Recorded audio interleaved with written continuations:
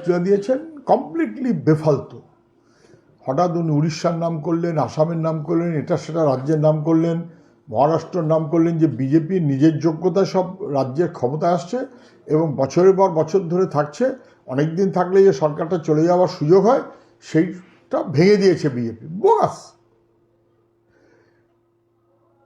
আসামে কংগ্রেসের থেকে লোক টেনে নিয়ে এসে বিজেপি, ত্রিপুরায় কংগ্রেসের লোক তাকে তৃণমূলে ঠেলে পাঠিয়ে তৃণমূল থেকে আবার তাদেরকে বিজেপিতে নিয়ে আসা, তারপরে ত্রিপুরায় বিজেপির সরকার। উড়িষ্যাতেও তাই সুযোগ নিয়েছে, মহারাষ্ট্রেও তাই সুযোগ নিয়েছে। ফলে রাজ্যে রাজ্যে বিজেপি সরকার দখলের জন্য যখন যেমন খুশি তেমন করেছে। মাঝে মাঝে কোনো দলকে নানান রকমভাবে সাহায্য করে, পাশে আছি করছে বার্তা দিয়ে সেই দল থেকে ভেঙে বিজেপি করার ব্যবস্থা করেছে। পশ্চিমবাংলাতেও তাই। আরএসএসের হাতে তৈরি তৃণমূল, তৃণমূল থাকলে বকলমে বিজেপি হয়।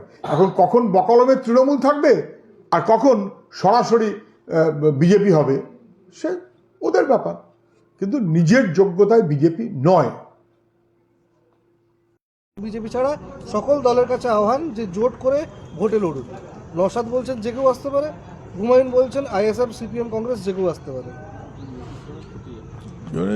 মুর্শিদাবাদে যেখানে একটা মসজিদ করবে হুমায়ুন কবির বলেছে, সেই মাঠে বোধহয় নওশাদ সিদ্দিকী একদিন আলাদা মিটিং করবেন, হুমায়ুন কবির বোধহয় একদিন আলাদা মিটিং করবেন। করুন না, যে যত সম্ভব মিটিং করুন, কোনো বাধা নেই। কিন্তু পশ্চিমবাংলার মানুষ দেখতে চাইবে বিজেপি এবং তৃণমূলের বিরুদ্ধে যথাযথভাবে চলবে কে,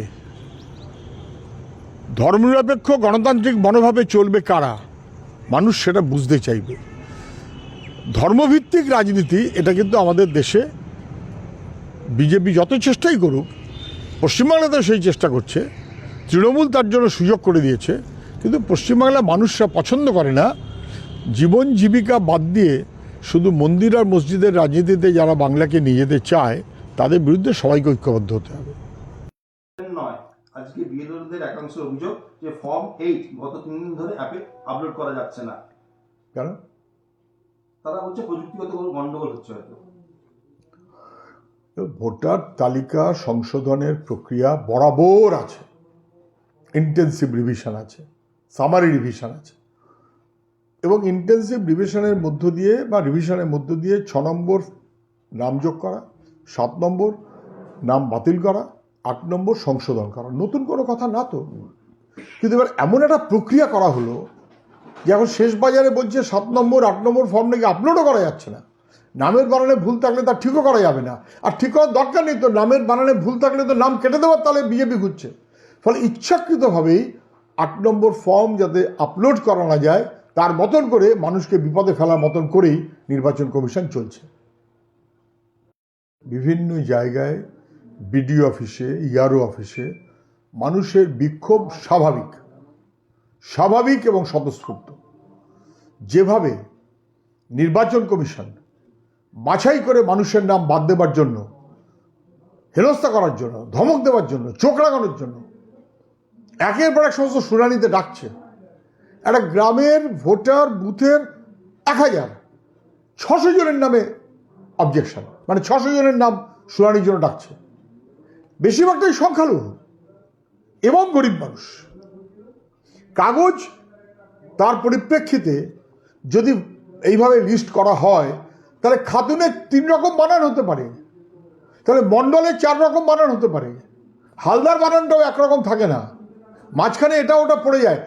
এআই নির্ভর মানুষটা আছে কি নেই এটা দেখবো না, দেখবো শুধু কাগজ, আর তারপরে এআই এদিক ওদিক করে দেবে, তালগোল পাকাবে। আর নির্বাচন কমিশনের মনোভাব হচ্ছে এই চান্সে বিজেপির হয়ে রাজনীতি করো। ফলে এত সমস্ত নাম বাদ দিচ্ছে, গ্রামের মানুষ খেপে গিয়ে হৈ হৈ করছে, তারপরে নানান রকম কাণ্ড ঘটাচ্ছে। আইন হাতে নেওয়াটা উচিত না। আমাদের রাজ্যে আইনের কোনো শাসন নেই। পশ্চিমবাংলার সরকার কমপ্লিটলি ফেইল্ড, কিন্তু পশ্চিমবাংলার সরকার যে ফেইল্ড এটা জেনে শুনেও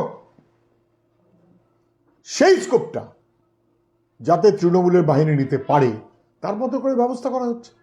নাম কেটে দাও, শুনানিতে ডাকো, লোক বিরক্ত হবে, লোক বিক্ষোভ করবে, সেই বিক্ষোভের সুযোগ হয় বিজেপি নয় তৃণমূল, এটা কেউ নেবে। এ খুব বিপজ্জনক জায়গায় যাচ্ছে নির্বাচন কমিশনের অপরাধে। ডাক্তার একজন এমএলএ ছিল, কেউ নাম জানতো না, নামটা সবাই জেনে গেল। কেন? কারণ ও বলেছে ঝান্ডায় এখন ভালো করে লাঠি বেঁধে রাখতে হবে, কড়া লাঠি বেঁধে রাখতে হবে, আর পাতাল থেকে আঁচড়ে তুলে নিয়ে আসবে, নাকি ছেঁচড়ে তুলে নিয়ে আসবে। এমন এমন কথা বলছে যাতে সেই কথাগুলোর জন্য অন্তত ওই মনিরুল মার্কা কোনো এক এমএলএ আছে এটা লোকে জানতে পারে। যাদের নিজেদের কোনো যোগ্যতা নেই, খালি পুলিশ আর বাহিরে নিয়ে ঘুরে বেড়ায়, তারাই শাসকের নেতা, রাজ্যের হোক আর দেশের হোক, তাদের কথার উপর কিছু নির্ভর করে না। এসআইআর হয়রানি নিয়ে সাধারণ মানুষ বিক্ষোভ দেখাচ্ছে, অপরদিকে দেখা যাচ্ছে যে বিএলওদের বাড়ি ঘিরে বিক্ষোভ দেখাচ্ছেন স্থানীয়রা। সেক্ষেত্রে সুপ্রিম কোর্ট নির্দেশ দিয়েছে এই যারা বিএলও রয়েছেন তাদের নিরাপত্তার দায়িত্ব ডিজির। নির্বাচন কমিশন প্রথম থেকেই এমন অসভ্যতা করছে, আমরা প্রথম থেকে বলছি, যেতে বিপন্ন হচ্ছে বিএলওরা, হয়রানি হচ্ছে, নিরাপত্তাহীনতায় ভুগতে হচ্ছে বিএলওদের। ওভাবে কাজ হয় না। একটা কাজের পদ্ধতি চালু হয়ে গেল, তারপর রোজ রোজ নতুন নতুন ইনস্ট্রাকশন, বিএলওদের তার উত্তর দিতে হচ্ছে মানুষের কাছে, এবং বিএলওদেরও হয়রানি হচ্ছে। বিএলও যারা তাদেরকে পর্যন্ত নিরাপত্তাহীনতার মধ্যে ভুগতে হচ্ছে, বিশেষ করে বিএলওদের। নির্বাচন কমিশন কি বলল বিজেপির প্রভাবে, সেই অনুযায়ী তৃণমূলের প্রভাবে বিডিওরা মানে ইয়ারোরা চলতে থাকলো, আর তার জন্য বিপদ বিএলওদের হবে কেন? বিএলওরা তো, তাদের কি দায়? তাদের কেন নিরাপত্তাহীনতার মধ্যে ফেলা হবে? তাদের কেন বিপন্ন করা হবে? তাদের বাড়িতে গিয়ে ঝঞ্ঝাট লাগিয়ে দাও। ফলে নিরাপত্তাহীনতা এবং আইন শৃঙ্খলার অবনমন আমাদের রাজ্যে এমন ঘটেছে, কোর্টকে বলতে হচ্ছে বিএলওদের নিরাপত্তা সুনিশ্চিত করবে ডিজি। আর এই ডিজির কাজ একমাত্র পিসির আর ভাইপোর নিরাপত্তা দেওয়া, বাকিদের নিরাপত্তা দেওয়ার জন্য পুলিশ এসপি অথবা ডিএম তারা নেই।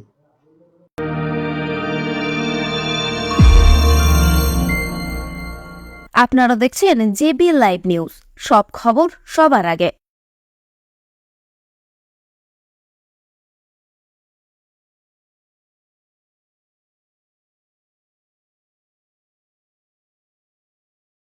পূর্ব মেদিনীপুরের বুকে এই প্রথম মাত্র 4% মেকিং চার্জেস দিয়ে সোনা কিনুন।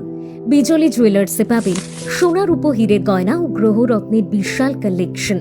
এখানে হীরের গয়নাতে পাবেন গ্যারান্টি কার্ড, সোনার গয়না হলমার্ক 22 ক্যারেট HUID, সাথে থাকছে জিএসটি বিল। বিজলি জুয়েলার্সের ফেসবুক পেজ ফলো করে পরপর 4 দিন বিজলি জুয়েলার্সের 4টি ভিডিও নিজের ফেসবুকে শেয়ার করে আসলে তারা পাবেন একটি ভাইরাল সোনার পলা, আর 8 দিন শেয়ার করলে পাবেন ভাইরাল পলা ও আরও একটি আকর্ষণীয় গিফট। 4 বছর পূর্তি উপলক্ষে আমাদের নতুন সালে নতুন অফার নিয়ে বিজলি জুয়েলার্স চলে এসেছে দুটোর আউটলেটে।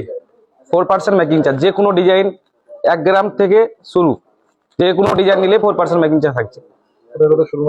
আমাদের অনন্তপুর, রামতরঘাট, মহাসিতা। বিজলি জুয়েলার্সের 2টি mega showroom Anantapur girls high স্কুলের বিপরীতে। যোগাযোগের নাম্বার 8927310178 এবং মহাশ্বেতা রাম তারাঘাট বাজারে। ফোন নাম্বার 9051038299, পূর্ব মেদিনীপুর। বন্ধ্যাত্ব কোনো অভিশাপ নয়, এটি চিকিৎসার মাধ্যমে নিরাময় সম্ভব। পূর্ব মেদিনীপুরের সর্বপ্রথম টেস্ট টিউব বেবি সেন্টার এখন তমলুকে। যোগাযোগের ঠিকানা উত্তরণ ইনফার্টিলিটি ক্লিনিক প্রাইভেট লিমিটেড, পদুম বসান, আদি মোহিনী মোহন কাঞ্জিলালের পাশের গলিতে। যোগাযোগ 9679225556 এই নম্বরে।